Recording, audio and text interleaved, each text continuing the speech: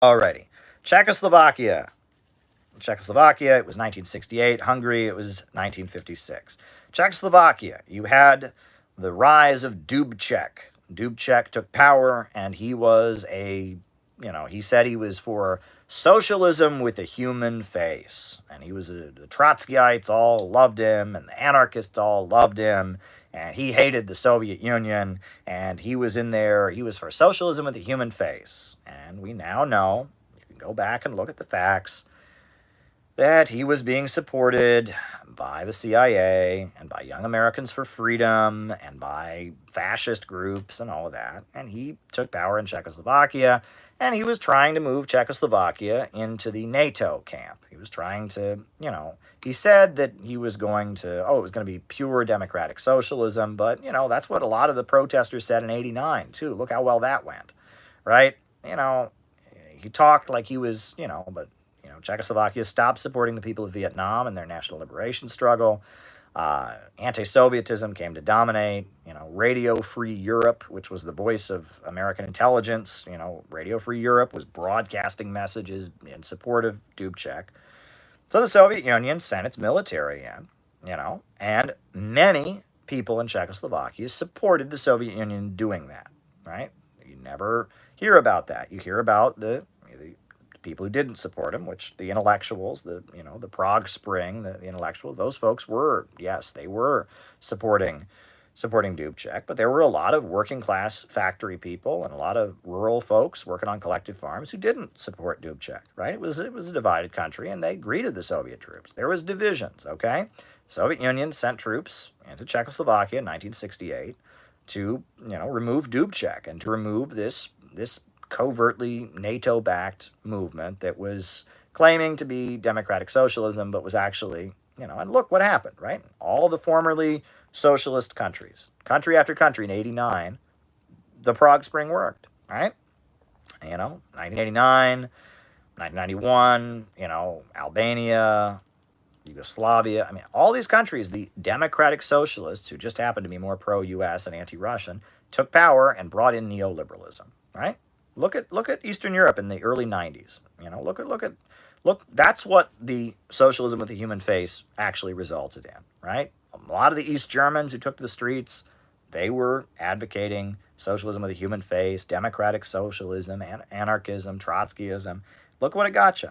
Look what it got you. So, the ultimate result when people like, Prague Spring took power, the ultimate result was neoliberalism. And if Dubček had stayed in power, you probably would have got neoliberalism. So the Soviets removed Dubček. Now, Fidel Castro very provocatively challenged the Soviets and said to the Soviets, now, would you have intervened to protect me? But, if you read Fidel Castro's speeches on Czechoslovakia, he makes very clear that Dubček was not good. Dubček was pro-NATO. He was, pro-imperialist. So it wasn't, people, there's this fantasy that people have that, oh, no, finally there was a true democratic socialist and anti-Stalinist, and then the Soviets crushed him. No. Trust me, if Dubček had been more left-wing and more revolutionary than the Soviet Union, then the USA would have supported the Soviets in crushing him. No. All right, and Hungary in 1956. Well, Hungary in 1956, right? You have a socialist country, but there's disagreements, and there were some things that the Russians did in Hungary that caused resentment among the population, and the same in Czechoslovakia too. Let's not gloss over this, right? That there were policies that the Soviet Union had, there were things that were done that were bad, right? And that's the thing. There are always legitimate grievances, and that's every color revolution, every CIA destabilization. They find legit stuff. Look, I mean, there's a lot of things to be mad about in this world, and there's a lot of policies that could be better, right? So, they love to do this, right? As soon as you point out that, these revolts are led by the CIA, they immediately jump on it. He said that the only reason somebody wouldn't like the government of Hungary in 1956 is because of the CIA. Well, yeah, my uncle was there, and he said, it's like, cool your jets, okay? Cool your jets. There were plenty of legitimate grievances against Hungary in 1956. There were plenty of legitimate grievances against Czechoslovakia in 1968. Okay? Plenty of legitimate grievances. The question was, the forces leading the opposition, Were they going to make things better in Czechoslovakia or make it worse? Well, look at what happened after the fall of the Soviet Union. We saw what these forces were bringing. It didn't make it better, right? I mean, look, country after country after country across the Eastern Bloc, these people say overwhelmingly in poll after poll after poll that life was better before the fall of the Soviet Union. Free market neoliberalism was a nightmare. So, if you want to pretend that, that's not, I'm just telling you, right? The question isn't, was anything wrong with the Soviet Union? There was clearly plenty wrong with it. Question isn't, was there anything wrong with Hungary in 1956? There was plenty wrong with it. The leader of the Hungarian opposition in 1956 was Cardinal Mindszenty. Cardinal Mindszenty, a Roman Catholic clergyman, was a fascist. And that is a fact. He was tied to fascism. He had made pro-Hitler statements. He was a Hitler sympathizer. He was an anti-Semite. He was an anti-communist. He wanted to dismantle socialism. He was a fascist sympathizer. Sebastian Gorka from the Trump administration wears like badges in honor of his fascist relatives who fought against the Soviet Union. David Irving, the leading Holocaust denier. David Irving, did you know this? David Irving, the leading Holocaust denier, wrote a book glorifying the Hungarian Revolution of 1956. Look it up, right? So if you think that the Hungarian Revolt of 1956 is good, you have the same position as David Irving, the white supremacist, Holocaust-denying neo-Nazi. He also loved the Hungarian Revolt of 1956. The anarchists and the Trotskyites and David Irving have the same position. And yes, the Hungarian Revolt of 1956, again, were there legitimate grievances? Yes. Was the revolt led by good people? No. No. Cardinal Mindszenty was not good. No. Nope.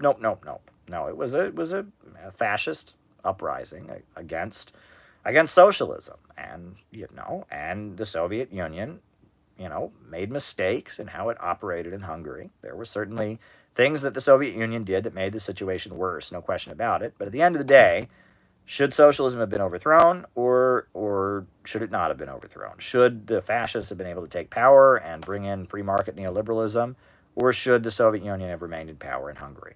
Well, we all know what happened in Hungary after the fall of the Soviet Union. Things got a lot worse, so, I think we all know, and poll after poll after poll in Hungary says life was better before the fall of the Soviet Union. So I think we all pretty well know. I've always told people, I used to live in Cleveland. Cleveland, great city. There are many, many Hungarians in Cleveland. Many Hungarians in Cleveland who fled from Hungary in 1956. Go and talk to them. Go and talk to them. Go ask them if they are the real communists, right? They were fighting for workers' councils and anarchism and Trotskyism. No, ask them if they were the real communists. Go to a Hungarian bar and ask some of the Hungarians there. So you guys are like the real communists, right? Fighting Stalinism, right? And see what kind of answer you get. See what kind of answer you get from the Hungarians living in Cleveland. Those folks are not Trotskyites. Those folks are not anarchists. Those folks are right-wing. Those folks are very, very, very, very, very right-wing. Okay, and I mean, you can deny that all you want, but yeah, if you think, again, Cleveland is full of Hungarians who fled in 1956, and their kids and their kids' kids. Go talk to those folks. Now, your family fled because you're like the true Marxist-Leninist, not like Stalin, right? Yeah, good luck with that one. Good luck with that one. Now, someone asked, am I more